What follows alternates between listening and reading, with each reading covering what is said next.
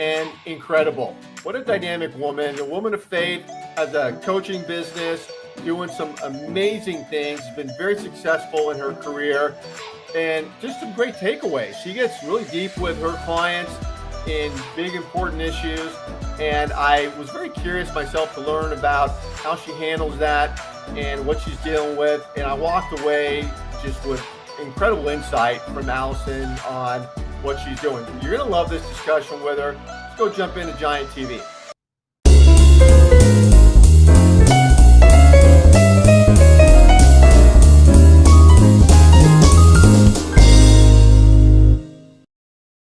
Hi, everybody. This is Paul Hitchcock. I am the founder and president of Giant Jacks Media, where we are helping others to grow and nurture their businesses. This is my channel called Giant TV, where I do a lot of things. A lot of content goes through this channel, and I have incredible guests like Alyson MacLeod. Alyson, welcome. Oh, thank you so much for having me, Paul. Yeah, we were chatting a little bit beforehand, and I'm looking at your LinkedIn profile here. You got so much going on, so interesting. So I want to jump right into this, and if you could just tell everyone a little bit about your background. Like, what have you been doing? Oh my goodness. About 3 years ago, I went back and finished my degree while I got both hips replaced. Oh my And God, hip repair. Oh, geez, that sounds lovely. I feel much better now. But Wow. as I finished that degree in community economics and social development, I was also an author, and a friend brought a book to a board and said, hey, you need to hire this person. So during the day, I'm still working for the Center of Social Justice and Good Works, and we own Sweet Change, a chocolate company. And then my coaching and consulting business is up and running, helping sort of midlife crisis people find their way.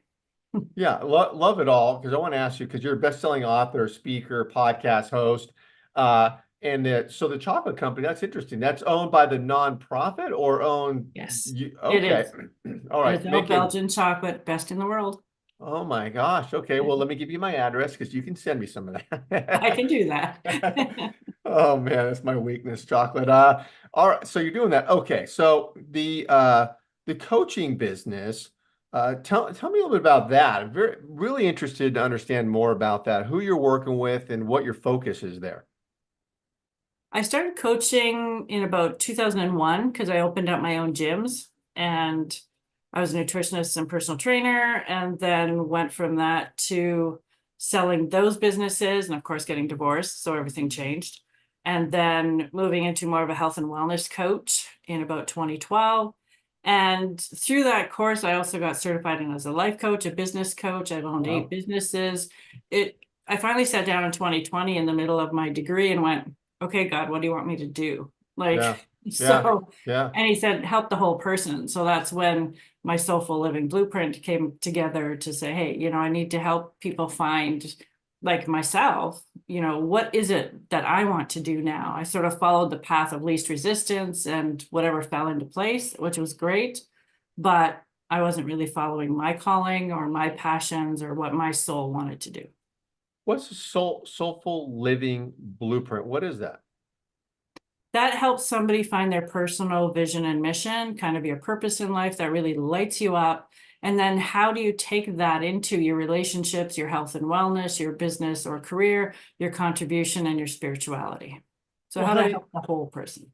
yeah, it sounds incredible. And so how does that look when you're working with somebody? First of all, what are the triggers where somebody feels that they need to work with you, or you uncover this? Like, what are the triggers that are going on in somebody's life, personal or business? And then that's a heavy subject you talk about there. I mean, there's a lot of deep stuff there. So how do you get into that?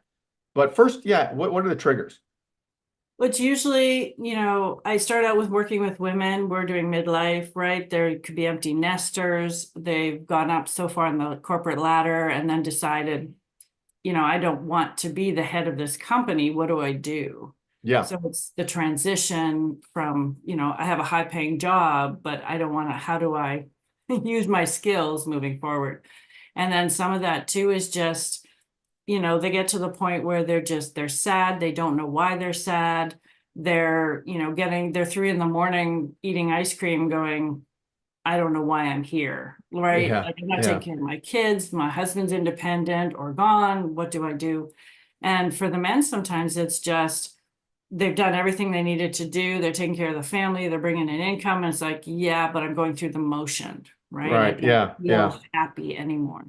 Yeah. So that usually starts, and there's a lot of tears and Yeah. a lot of aha moments and working on awareness and just helping them understand they're stronger than they think.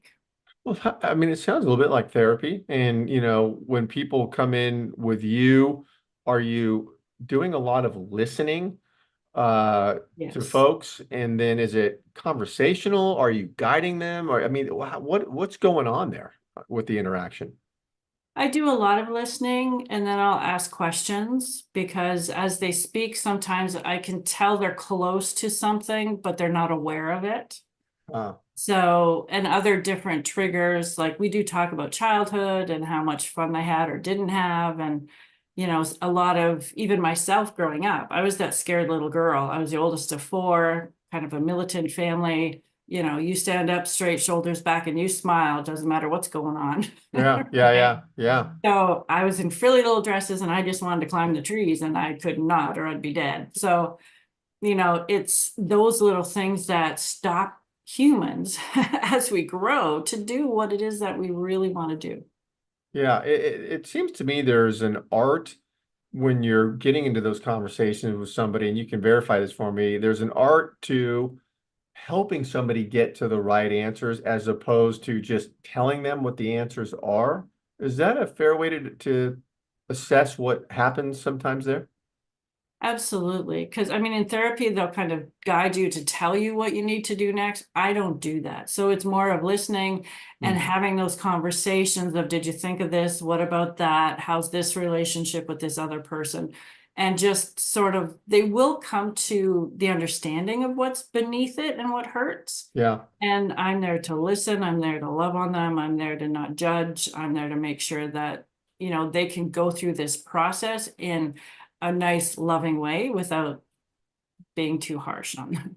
Yeah. Yeah. And is there are you trying to get to a point like where's the result at the end, or is there a result at the end, or how do you get to the end of an interaction where you feel like something has been accomplished? Usually after every coaching session, they really get the feeling that, oh, okay, they have more awareness, they have a freedom, there's a lightness about them.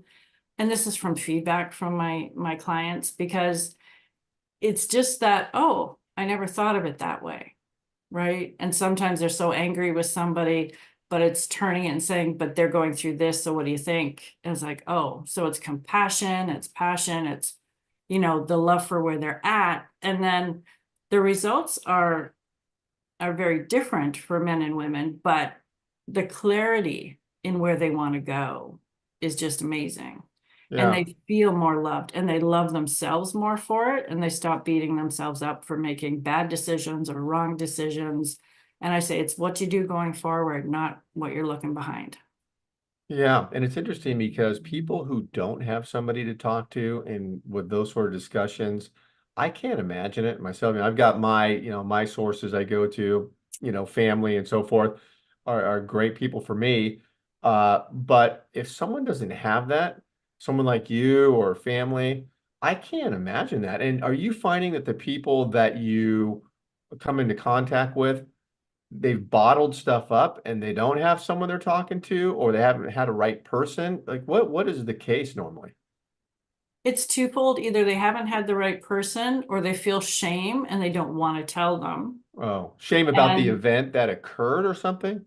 about how they're feeling, Oh, right? okay. Yeah, yeah. Because I had one lady say, I make a six-figure income. If I told people I was starting my own business, they'd shoot me. And I'm like, well, Oh, if you feel confident in it, they will feel confident in it, right? yeah, Because we're predestined to help you be safe and stay in your little bubble because you look good there. If you didn't look good there, then they're going to want change for you. But if you yeah, look good there, then they're going to have that reaction. Or on the other hand, people just want the change and they want to be able to grow and they want someone who doesn't know them inside and out because I'm not going to judge them. I'm not going to say, hey, you should have done this with Jack. I don't know who Jack is, so if it's somebody who they don't really know, I can just take them through questions and answers and crying to get to that answer. Yeah. Are you dealing with business issues, personal issues, both? Both normally. A lot of business owners or business owner wannabes are usually what come my way, only because of my background. So I can help them start businesses, figure out what it is they want to do in business, what are their gifts and skills, and then we figure out, where do you want to go from there? Okay, so it's not always trauma and some a negative experience they're having. It could be just an opportunity and how to go get that. Is that also part of it? Yes, and for the most part, I find that everyone is really stuck because of something they're afraid of. So fear rears its ugly head everywhere, and people tend to feed what's easiest. So Ah, I stay at my job, I do this, I get on the hamster wheel because I do it and I know it. mm-hmm. Not Yeah, that they don't. fear they don't do stuff. Fear, well, we know fear of failure. Is that what you're talking about? Fear of failure or other types of Fear fear? of failure, fear of success, there's extinction, loss of autonomy. They Oh, could have abandonment issues. And it could be abandonment issues from, a partner or when you were a child. But if somebody wants to reject you when you do a sales call, you're just going to go see it's not for me. oh yeah, yeah, yeah, Right. yeah, yeah. No, that's great because and I asked you about personal versus business. You can't really separate the two, right? I mean, your personal stuff, who you are, is interwoven in the business. And you mentioned, someone tells you no on the phone. There's a lot of psychology with sales reps that are selling, right? Yeah, Rejection and how to deal with it, all that. Yeah. absolutely. Yeah, yeah. Uh, do you when you get into more serious stuff with the folks you're working with, is it easy for you to step away from it and get back into your own life rather than kind of carrying stuff with you? Usually at the end of a session two, we'll have a little debrief. We'll talk about, what we talked about and how they're feeling and how they're going to deal with it for the week. And, for me too, I mean, I am Christ-centered, so I'll go away and I'll pray for them and keep them in my prayers. If they want me to, I'll pray with them and over them. So it isn't as dramatic as it would be if, I think in a therapy session. I know my Yeah, son was in one before and he came home just kind of, I learned from that. So it's like, no, I don't want you to go away feeling absolutely destroyed. yeah. That's the goal. It's to bring an awareness and then, reframe it and how are we going to fix it? Well, I know the answer already, I think, when I ask you this, but your faith is obviously important. So I imagine that you work and interact with others with faith faith being involved. Yes, that is the majority. But I mean, I don't, if somebody of another faith, interfaith wants to coach with me, I certainly will do that. Yeah. But your faith, I mean, is the way you lead a life of faith. I mean, is that woven into how you care about people and empathy and those sort of things when you have that faith in your own life? I think so. I mean, especially for me, Yeah. it's bless and release, forgiveness. Those are all parts of things that we talk about. Yeah. I think it's important because if we hold on to those things, it just eats us inside. And part of that too, I did some leadership training and I said, if you can't lead from inside, if you're not leading yourself well, how do you lead other people? Yeah, true. And for me, all of that is part of me being Christ-centered, but it's just, doing the right things the right way in the right time for the right people and the right reasons. Yeah. Yeah. Where's your business going the next, 1 to 5 years? I mean, do you have an agenda for your business going forward? What's the big focus for you? The focus for me is to do more speaking in the next 6 months. I have a Hmm. number that I'm speaking at. Universities have asked me to speak in front of business students so they can pick and choose kind of where they want to go. and do some more talks that way. I also look to hire more people. So in a year from now, then it is something I can do for larger retreats, have bigger group coaching sessions, and some, higher end one-on-one coaching that I do. So yeah, a lot of wonderful things coming down the pipe. Oh, that's great. And you're in Ontario that we were talking about. What's going on in Ontario? Are you from there? I am from Sault Ste. Marie. Yes, right above Yeah. Michigan. What's what's that town like? We're beautiful. I mean, we're very lucky to be on the Great Lakes. We have the energy of Lake Superior. I'm 20 minutes from water in any direction. Nice. So yes, I am very blessed. And one day I will own some property on Lake Superior and have a big retreat house. That's the goal.